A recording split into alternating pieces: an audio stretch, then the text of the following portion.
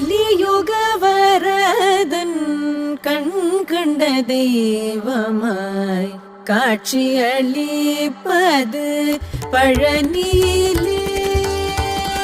கலியுக வரதன் கண் கண்ட தெய்வமாய் காட்சியளிப்பது பழனியிலே.